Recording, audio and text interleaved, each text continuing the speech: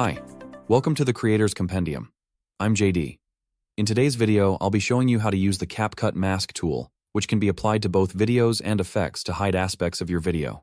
Applying a mask to a video is easy. Select the video in the timeline. Click on the Mask tab and select Add Mask. Choose the shape of the mask and adjust the position and scale.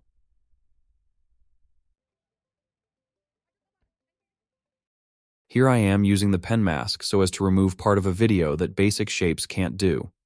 Once again, I click on the Mask tab and select Add Mask. This time, I choose the pen mask. I have moved the video to the top layer and increased the scale so that I can apply the pen tool with more precision. I begin applying the mask by clicking the mouse to trace around the part of the video I want to see. Anything outside of the line will be hidden. Here I want to remove the shadow beneath the owl, so I trace around the owl and make sure the shadow underneath remains outside of my line.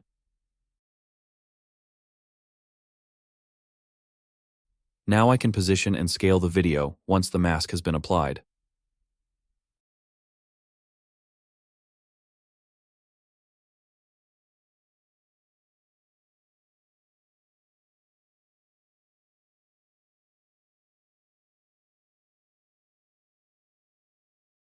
Masks can also be applied to effects.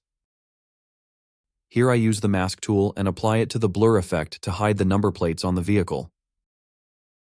Once again, I can adjust the size and scale of the mask.